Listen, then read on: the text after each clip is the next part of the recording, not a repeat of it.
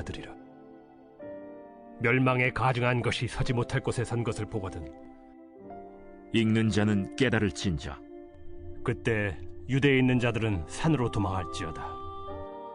지붕 위에 있는 자는 내려가지도 말고 집에 있는 무엇을 가지러 들어가지도 말며 밭에 있는 자는 겉옷을 가지러 뒤로 돌이키지 말지어다.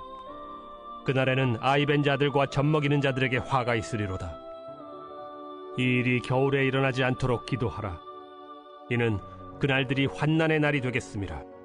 하나님께서 창조하신 시초부터 지금까지 이런 환난이 없었고 후에도 없으리라.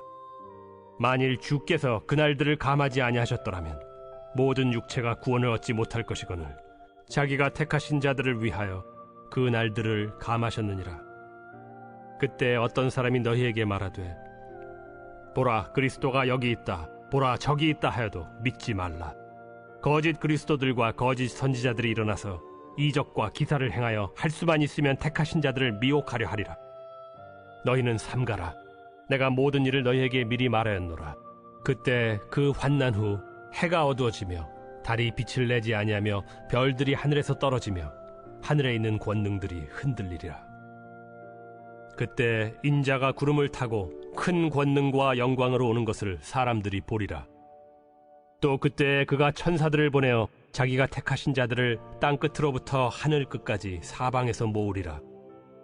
무화과 나무의 비유를 배우라.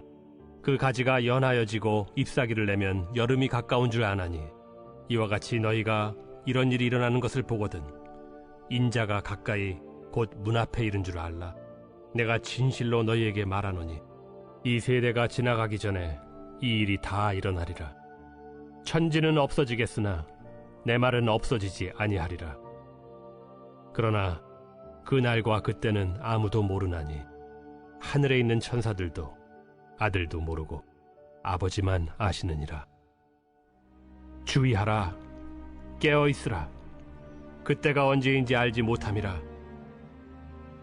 가령 사람이 집을 떠나 타국으로 갈 때 그 종들에게 고난을 주어 각각 사물을 맡기며 문지기에게 깨어있으라 명한과 같으니 그러므로 깨어있으라.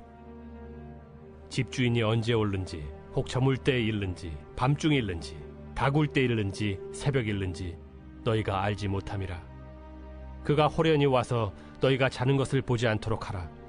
깨어있으라. 내가 너희에게 하는 이 말은 모든 사람에게 하는 말이니라.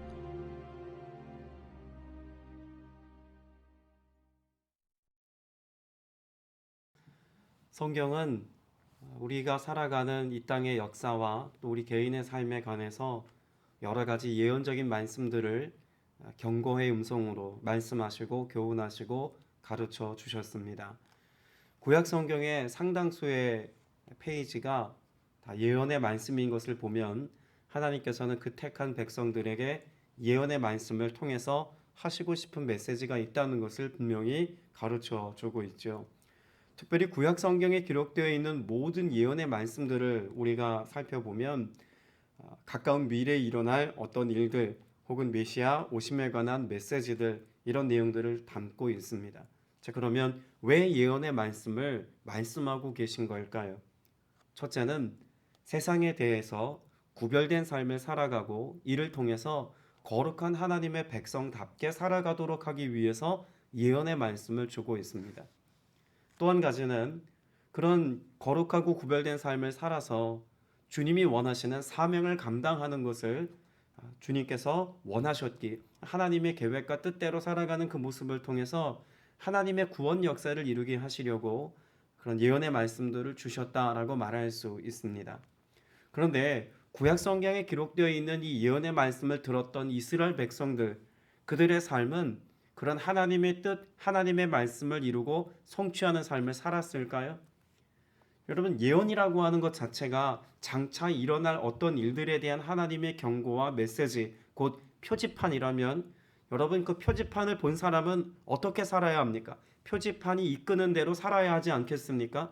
그런데 이스라엘 백성들은 표지판을 보고도 그들을 향한 하나님의 방향 지시 등을 보고도 그 길로 행하여 살지 못했습니다. 그래서 예언서 말씀에는 예언적 메시지만 있었던 것이 아니라 항상 무엇도 포함되어져 있냐면 심판 선고도 함께 있습니다. 하나님의 말씀, 하나님의 표준, 그들에게 하나님이 말씀해 주신 진리, 기준, 그 가치, 척도를 따라 살지 못했기 때문에 그들은 하나님의 심판과 하나님의 책망을 동시에 들을 수밖에 없었다는 것이죠. 이 일을 누구에게 위임하셨습니까? 예언자들, 선지자들에게 위임하여 말씀하셨습니다. 오늘 우리가 읽은 마가복음 13장에서는요, 분명 가까운 미래에 일어날 어떤 종말론적인 사건에 관하여 말씀하고 있습니다. 그런데 이미 복음서가 시작되면서 이 예언의 말씀, 이 종말에 대한 선언은 이미 시작되었습니다. 어떤 점에서 그럴까요? 예수 그리스도의 오심은요, 더 이상 예언자가 이스라엘 땅에 오지 않을 것이다라고 하는 하나님의 마침표와 같습니다. 더 이상의 경고는 없다는 겁니다. 더 이상의 예언은 없다는 것을 말씀하고 있는 것이죠. 선지자 예언자들을 하나님께서 끊임없이 이스라엘 역사 속에 보내셨습니다. 무엇하게 하시려고요? 구원의 역사가 곧 이루어진다. 예수 그리스도 곧 오신다. 이와 같은 메시지들을 통하여서 그들이 하나님 앞에 온전하게 다시 설 수 있도록 끊임없이 경고하셨던 것입니다. 그런데 예수 그리스도의 오심은 이미 그 자체로 이미 마지막입니다. 세례 요한 또 예수 그리스도는 더 이상의 예언자, 이제 메신저가 없다는 것을 통해서 이제는 무엇만 바라보아야 한다는 것의 사인이기도 할까요? 예수 그리스도를 통해서 구원이 시작되었고 새로운 하나님의 역사가 시작되었다는 것을 말씀합니다. 그러니까 이스라엘은 역사적으로 볼 때 그 마침표를 찍지만, 그래서 하나님께서 더 이상 이스라엘을 향한, 유대 백성들을 향한 하나님의 기대를 이제는 더 이상 갖지 않으시겠다라고 하는 말씀의 내용도 포함하고 있지만 더불어 무엇도 말씀하고 있습니까? 이제는 이스라엘 백성들을 통해서가 아니라 누굴 통해서? 예수 그리스도를 통해서 구원의 역사를 보이시고 나타내 주시고 충분히 가르쳐 주시겠다라고 말씀하고 있습니다. 이사야 9장 16절에 보면 백성들을 인도하는 자가 그들을 미혹하니 인도를 받는 자들이 멸망을 당하는도다라는 말씀이 있습니다. 여러분, 여기 백성을 인도하는 자라고 하는 것은 두 가지 의미가 있습니다. 이스라엘 백성들 자체적으로 볼 때는 율법학자들, 바리새인들, 사두개인들과 같이 하나님의 말씀을 문자적으로 읽고 이해할 수 있는 사람들, 이들이 인도하는 사람들 아닙니까? 그런데 그런 자들이 임박한 종말이 오는 그때에 도리 어떤 자들과 같이 행한다고 말씀하고 있습니까? 그들을 미혹하니라고 말합니다. 왜 미혹할까요? 하나님의 말씀을 제대로 보지 않는 겁니다. 하나님의 말씀이 어디를 향하는지 말씀을 가르치는 자들이 보지 않는 겁니다. 그러니 그들 스스로가 이미 세상에 대하여, 정욕에 대하여 미혹을 받았기에 하나님의 말씀을 제대로 가르치지 못하는 상태가 되어버린 것이죠. 그래서 어떻게 한다고요? 인도를 받는 자들이 멸망의 자리를 향하고 있다고 말합니다. 지금 이스라엘 백성들의 상태가 그렇습니다. 바리새인들과 사두개인들은 예수 그리스도께서 오셨음에도 불구하고 그 영적 지도자들이 메시아에 대한 분별력을 상실했죠. 예수님을 보고도 예수님인지 알아보지 못하였습니다. 그리고 그 백성들과 함께 어떻게 하면 예수님을 잡아 죽일 것인가를 도모하고 있는 모습을 이미 마가복음 13장 이전에서 우리가 많이 살펴보았습니다. 더불어 그들은 이와 같은 일로 인해서 무엇을 맞이하게 될 것이라고 주님 지금 경고하십니까? 심판과 종말을 맞이하게 될 것이라고 말씀합니다. 그러니까 마가복음 13장은요, 두 가지 종말을 말씀하고 있습니다. 가까운 미래에 더 이상 하나님께서 그들에게 위임해 주신 영적인 사명을 감당하지 못하는 이스라엘 백성들에 대한 종말을 선포하고 있고, 동시에 이스라엘의 종말과 더불어서 예수 그리스도를 통한 복음의 시작, 이것을 통한 예수 그리스도께서 다시 오시기까지 시작되는 새로운 종말, 역사의 종말에 대해서도 함께 말씀하고 있다고 볼 수 있는 것이죠. 자, 그러면 우리가 성경을 통해서 알아야 할 것은 종말의 때가 언제인지가 아닙니다. 종말은 이미 예수 그리스도께서 이 땅에 오심으로부터 시작되었습니다.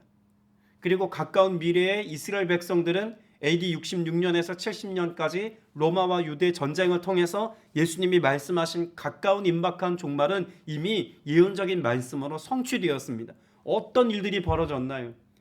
오늘 14절부터 19절까지 기록된 이 모든 내용이 요세푸스라고 하는 유대 역사학자가 남긴 기록에 남겨있는 유대 로마 전쟁사에 고스란히 담겨 있습니다.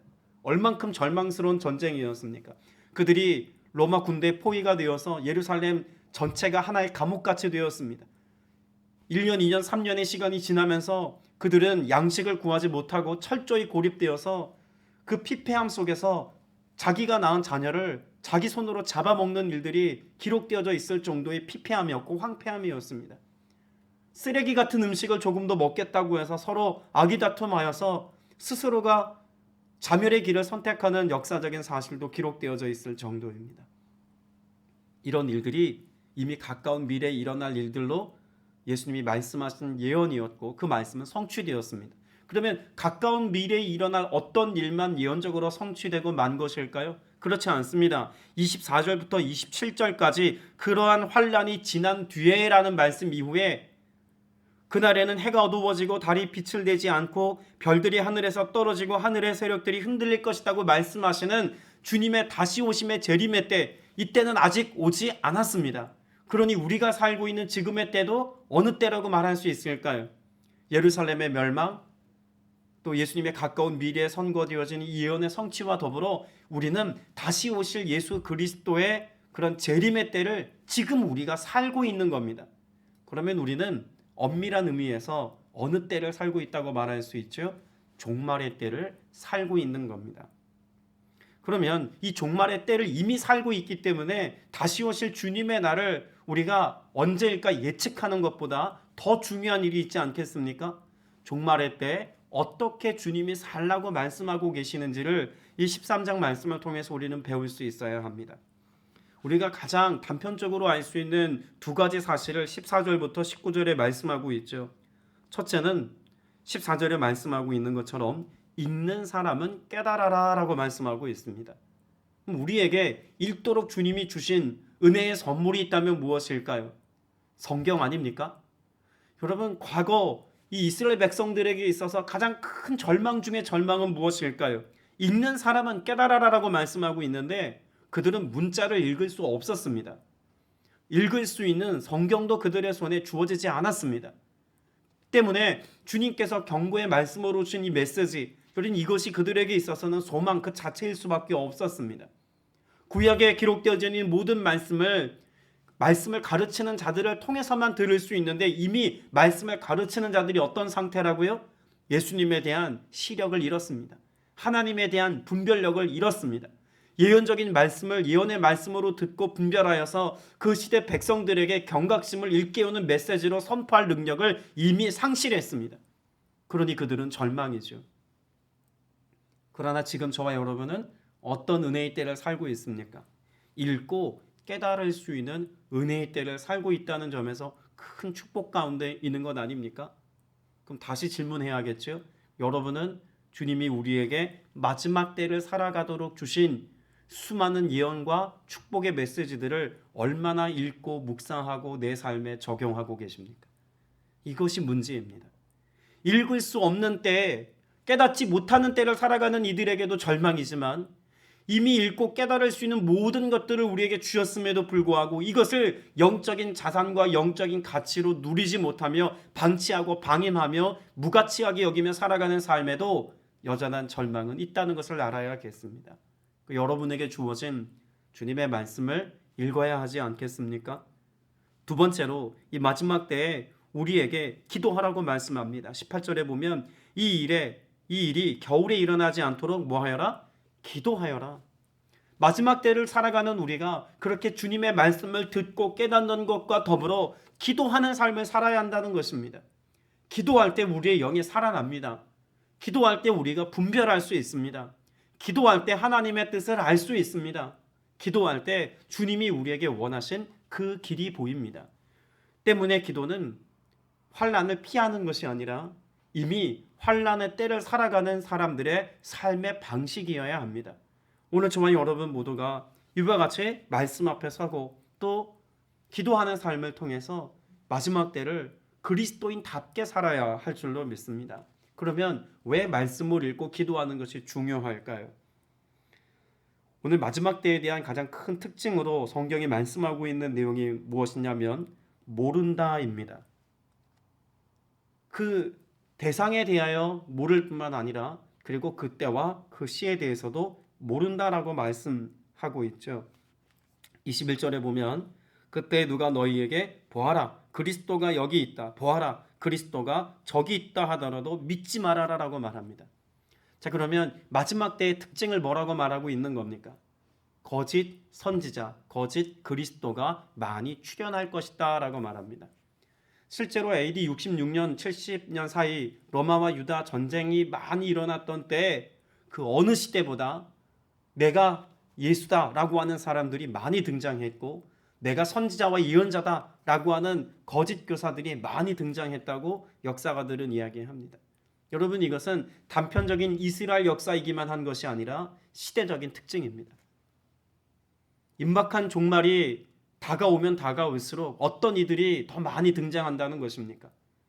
복음을 선포하고 하나님의 말씀을 가르치는 것이 아니라 인간의 사변을 이야기하고 자기 소견에 옳은 것을 이야기하는 자들이 창궐합니다. 더불어서 스스로 메시아라고 스스로 하나님이라고 주장하는 이들이 많이 등장하는 시대라고 하는 시대적인 특징을 갖는다는 것이죠. 그런 점에서 우리는 마지막 때를 살고 있다고도 생각할 수 있는 것입니다. 왜냐하면 그 어느 시대보다 하나님의 말씀을 훼손하는 자들, 그래서 자기 소견을 이야기하는 자들이 교회 공동체 안에서도 그 어느 때보다 많아진 때를 살고 있습니다. 더불어서 거짓 교사들과 함께 거짓 예언자들과 선지자들과 같은 이들이 그 어느 시대보다 많은 때를 이미 저와 여러분이 살고 있지 않습니까? 그러면 이와 같은 때를 살고 있다는 경각심이 여러분에게 있어야 합니다. 우리는 이미 종말의 때를 살고 있을 뿐만 아니라 그 마지막에 정점에 있다는 사실을 인지하고 어떻게 하면 하나님의 말씀대로의 삶을 살 것인가, 또 그 말씀을 통해서 하나님이 오늘 내게 무엇을 원하시는지에 대한 분별력을 가지고 살아야 함에도 불구하고 우리 삶의 초점은 여전히 어디에 있을까요? 나 자신에 있습니다. 여러분, 이것이 얼마나 중요한 삶의 태도를 놓치고 있는 것인지 우리가 알아야 합니다. 결국은 이와 같이 분별력을 갖지 못하고 모르는 인생들에게 다가오는 삶에 큰 문제가 뭐라고 말하고 있냐면 22절 말씀에 할 수만 있으면 선택받은 사람들을 뭐 하려 할 것이다? 홀리려 할 것이다 라고 말씀하고 있습니다. 개역개정 성경에서는 이 홀리려 할 것이다 라고 하는 말을 정확하게 한 단어로 뭐라고 말하고 있을까요? 미혹이라고 말합니다. 그럼 말세의 특징은 우리가 그와 같은 하나님의 때도 알지 못하고 또 하나님의 그런 역사하심에 대하여서 구원받은 하나님의 자녀들이 여러 가지 많은 모름의 문제 앞에서 우왕좌왕하고 있을 때 결국 어떠한 삶의 위기에 처할 수 있다는 것을 말씀하고 있나요? 미혹을 받을 수 있다는 것입니다. 신약 성경 많은 구절에서요, 미혹을 받는 자들에 대해서 경고하고 있습니다. 특별히 사도 바울은 이와 같은 미혹받는 자들에 관해서 이미 예언적으로 우리에게 경고하듯 말씀하고 있지 않습니까? 그것은 초대교회의 특징이기도 합니다. 예수 그리스도의 부활하심 이후에 교회 공동체가 세워졌고 사도들을 통해서 수많은 복음의 메시지가 선포되어지고 있었지만 이미 그 초대교회 공동체 안에도 거짓 교사들이 일어나서 자기 생각에 옳은 대로 복음을 훼손하고 예수 그리스도의 복음을 잘못 가르치는 이들이 여기저기서 일어났습니다. 그래서 사도 바울이 뭐라고 고백합니까? 미혹을 받지 않도록 조심하라는 메시지를 여러 말씀을 통해서 말씀하고 있습니다. 자, 그러면 미혹받음이 왜 위험하다라고 말해야만 하겠습니까? 야고보서 1장 14절에 보면 미혹을 받는 사람들의 특징에 관하여 말씀하고 있습니다. 자기 욕심에 이끌려 미혹을 받나니라고 말합니다. 미혹을 받는다는 것은 결국 무엇이 작용한다는 걸까요? 내 육신의 정욕, 그 욕심에 이끌리는 삶을 살아가도록 내가 방임한다는 것 아닙니까? 그 결과 야고보서 1장 14절에서 그렇게 자기 욕심에 끌려 미혹받은 사람의 특징을 야고보서 5장 19절에서는 뭐라고 말씀하고 있을까요? 진리를 떠난다라고 말하고 있습니다. 그럼 마지막 때, 종말의 때 주님이 말씀하신 이 모든 미혹을 받을 만한 이런 마지막 때의 특징은 단지 욕심에 이끌려서 그렇게 미혹을 받고 잠시 흔들린다, 이게 아니라 어떤 삶의 결과를 초래한다고 말하고 있을까요? 욕심에 이끌려서 미혹을 받으면 결국 진리를 떠난 삶을 살면서도 괜찮은 것처럼 여기며 사는 특징을 보인다는 것입니다. 이미 구약 성경에서도 출애굽한 이스라엘 백성들에게 하나님이 경고하셨죠. 신명기 11장 16절 말씀에 보면 너희는 스스로 삼가라 두렵건대 마음에 미혹하여 다른 신을 섬기며 라고 말합니다. 신약에 와서 사도 바울이 전한 메시지의 그 다른 신이라고 하는 것은 결국 무엇을 이야기하는 걸까요? 자기 배만 불리우려고 하는 그런 스스로를 신격화하는 자기중심적인 삶을 살아가는 인간의 특징이 결국 우상 숭배와 맞닿아 있다는 것을 분명히 말씀하고 있습니다. 로마서 16장 18절에 말씀하지 않습니까? 그리스도를 섬기지 않고 다만 자기들의 배만 섬기는 이들이 미혹받은 자들의 삶의 특징이라고 말합니다. 그래서 성경은 마지막 때를 살아가는 사람들이 지켜야 할 가장 중요한 것이 무엇이라고 말씀하고 있습니까? 마음입니다. 그 마음의 미혹을 받지 않도록 조심해야 한다고 말씀하죠. 구약 성경에서도 끊임없이 이 마음의 미혹을 받은 이스라엘 백성들을 안타깝게 책망하는 예언자들의 외침이 있습니다. 호세아 4장 12절에 음란한 마음에 미혹되어라고 말합니다. 이사야 44장 20절 말씀에도 보면 허탄한 마음에 미혹되어라고 말합니다. 미혹을 받는 그 중심에는 항상 무엇이 있습니까? 마음에 문제가 있습니다. 이런 마음에 미혹하려고 하는 그 가장 결정적인 대상이 있다는 것도 우리는 잘 알아야 하지 않겠습니까? 누가 우리의 마음을 미혹하려고 할까요? 이것을 성경은 마귀의 관계라고 말합니다. 고린도후서 11장 3절에 하와가 뱀에게 미혹받은 사건을 뭐라고 말씀하고 있습니까? 뱀이 그 관계로 하와를 미혹한 것 같이라고 말하죠. 그럼 미혹이라고 하는 것은 사단이 마지막 때를 살아가는 우리에게 넘어지게 할 만한 가장 강력한 무기일 수 있다는 것을 이미 성경이 가르쳐주고 있는 것입니다. 요한계시록 20장 10절에도 보면 마귀를 어떻게 설명하나요? 미혹하는 마귀가 라고 말하고 있습니다. 그럼 우리를 미혹하는 대상은 항상 마귀라는 것을 명확하게 알아야 하지 않겠습니까? 때문에 다시 원론으로 돌아가서 우리가 이 세상을 살면서 미혹받지 않기 위해서 무엇해야 합니까? 읽고 분별해야 합니다.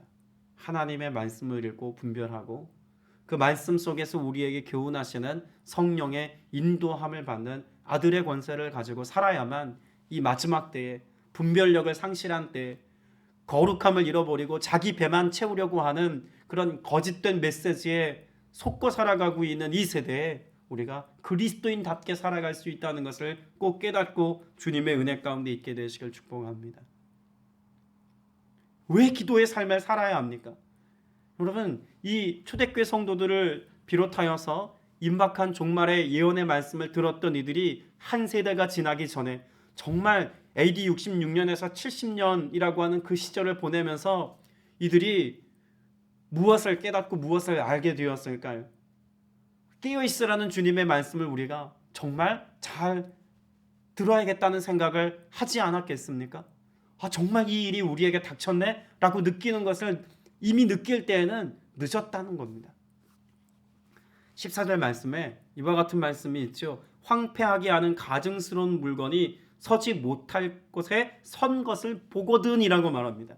그러면 갑자기 임한 종말이지만 그 종말이 이때라고 하는 것을 하나님께서는 명확하게 알 수 있는 사인을 이미 두셨다는 것 아닙니까? 이걸 보거든이라고 말씀하고 있는 것을 보면 예루살렘에 그런 임박한 종말이 올 것이라고 하는 것을 예언했고 예언에 대한 징표가 명확하게 알 수 있도록 이미 보여졌다는 것입니다.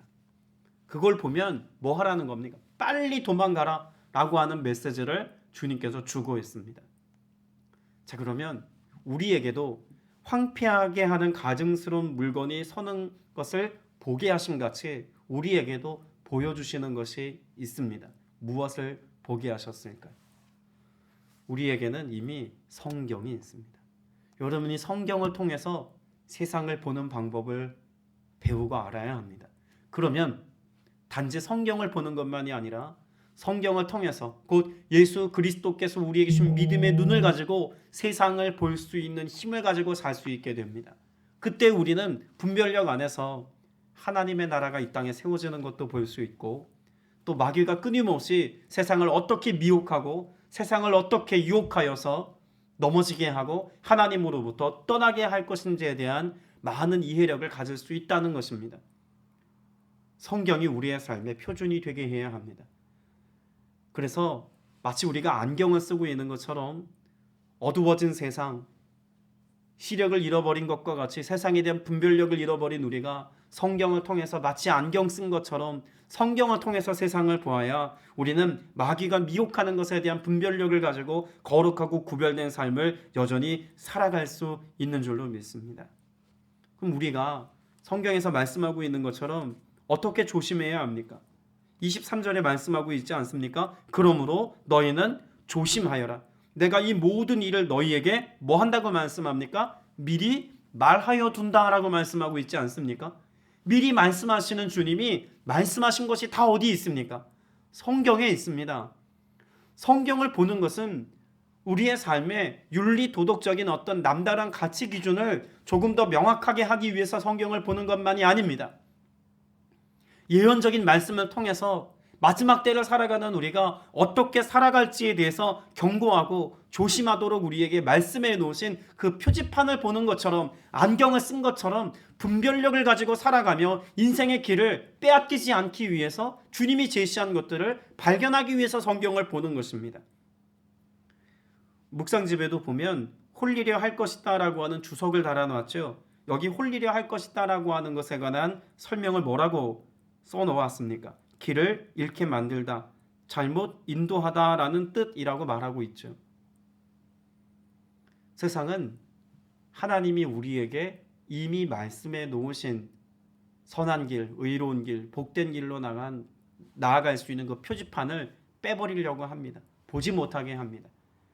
그 보지 못하게 하는 중심에는 무엇이 있습니까? 육신의 정욕, 안목의 정욕, 이생의 자랑이라고 하는 것들이 우리의 시선을 가리우려 한다는 것입니다. 그 모든 것 안에는 결국 누가 있습니까? 나 자신이 신격화되어서 나 자신이 만족하지 못하는 것에 대해서는 무가치하게 버리려고 하는 자기중심적인 삶의 태도가 있다는 것을 분명히 알아야 할 것입니다. 오늘 저와 여러분 모두가 믿음의 고백을 가지고 나아갈 때 주님께서 우리에게 말씀하신 진리의 말씀을 쫓아서 정말 하나님 편에 서 있는 삶을 온전히 살아가는 여러분 되시길 축복합니다. 여러분, 하나님께서 우리에게 말씀하신 말씀에 대한 분별력을 가진 사람, 어떤 사람이 분별력 있는 사람이라고 말씀하고 있을까요? 요한일서 4장 6절 말씀에 보면 하나님께 속한 사람, 그들은 세상과 또한 거짓 영들에 대하여 분별력을 가지고 살 것이다 라고 말씀하고 있습니다. 오늘 이 아침에 많은 말씀을 나누었습니다만 꼭 여러분 마음 가운데 점검하셔야 될 것이 있습니다. 나는 하나님께 속하였는가? 하나님께 속하였다는 것이 그저 단지 하나님 편에 그냥 머물러 있는 정도 이것을 의미하는 것이 아니라 하나님께 속하였다는 것은 예수 그리스도와 연합하여 정말 예수 그리스도와 한 몸이 된 것처럼 그렇게 연합하여 하나가 되어 살고 있느냐라고 하는 것에 대한 질문인 것을 여러분 아셔야 합니다. 오늘 내가 하나님께 속하여 예수 그리스도와 연합하여 정말 주님과 동행하는 삶을 살고 있는지를 여러분 스스로에게 자문하시기 바랍니다. 그리고 내가 주님과 동행하는 자가 되어서 세상에 대한 분별력을 가지고 거룩한 길, 의의 길, 생명의 길, 진리의 길, 바로 주님이 걸어가신 그 십자가의 길을 내가 주와 함께 더불어 살겠습니다라고 하는 믿음의 결단을 가지고 살아가는 여러분 되시길 축복합니다. 그것이 죄악에 관영한 마지막 때에 우리가 선택하여 나아갈 인생의 길인 줄로 믿습니다. 그 길을 걸어갈 때 함께 하시는 주님이 주를 위한 삶을 살아가는 우리의 삶에 먹을 것, 마실 것, 입을 것, 그 모든 필요로 하는 것들을 공급하시고 더불어 주님께서 우리에게 위임해 주신 사명을 감당할 만한 모든 필요를 채워주시되 우리의 영혼력을 강건케 하시고 삶의 주변을 복되게 해주시는 은혜 안에 두실 줄로 믿습니다. 이 은혜가 오늘 또 오늘 이후에 여러분의 삶의 모든 기도와 간구에 응답의 열매로 맺혀지게 되시기를 주님의 이름으로 축복합니다. 기도드리겠습니다. 은혜가 풍성하신 아버지 하나님, 우리는 이미 마지막 때를 살고 있음을 말씀을 통해서 깨닫고 알게 되었습니다. 그리고 그 마지막에 정점을 향해서 달려가고 있는 때를 우리가 살고 있음도 다시 한번 깨닫습니다. 주님, 주님의 도움이 필요합니다. 주님의 인도하심이 아니면 이 죄악에 관영한 세대에, 음란하고 패역한 세대에, 자기 배만 불리는 일에 시야를 가리워진 이 세대에 우리가 주님의 뜻을 이루는 삶을 살아가는 것과 무관하게 살아갈 수 있음도 알았습니다. 주님 오셔서 주와 함께 연합하여서 하나님께 속한 자로서의 삶을 살아 영적인 분별력을 가지고 마지막 때에 하나님의 이름을 영화롭게 하는 거룩한 삶을 살아가는 구별된 신부와 같이 살게 하여 주시옵소서. 우리가 무지한 자와 같이 분별력 없는 자로 살아가지 않기를 원합니다. 하나님 말씀 앞에 서서 말씀을 알기를 원합니다. 우리에게 예언하신 수많은 말씀들을 통하여서 우리를 향하여 주님이 깨닫게 하시고 발견하게 하시고 또한 인생의 지표로 가르쳐 주신 그 인생의 표지판을 바라보며 믿음의 길로만 행할 수 있는 우리 모두가 되어지기를 원하오니 주의 길로 행하게 하여 주시옵소서. 사단은 편한 길, 쉬운 길, 우리의 육체의 쾌락과 즐거움을 쫓아 나아갈 수 있는 그런 길들을 끊임없이 제안합니다. 마치 하와에게 그 모든 선악과를 따먹어 하나님과 같이 되라고 이야기했던 것 같은 달콤한 미혹이 오늘의 때도 있음을 압니다. 주님이 우리와 함께 가자 하시는 그 길이 고난의 길처럼 보이며 힘겨운 일처럼 보이나 주와 함께 하시기에 사망의 음침한 골짜기를 다닐지라도 해를 두려워하지 않을 것이라고 하는 사실을 우리로 깨닫게 하여 주시어서 이 마지막 때에 거룩한 길로 행하는 복된 주의 권속들 다 되게 하여 주시옵소서. 오늘도 주의 성령께서 인도하심에 순종하는 삶을 살기까지 우리 안에 선한 능력으로 역사하실 것을 믿사오며 살아계신 우리 구주 예수 그리스도 이름으로 간절히 기도드렸사옵나이다. 아멘.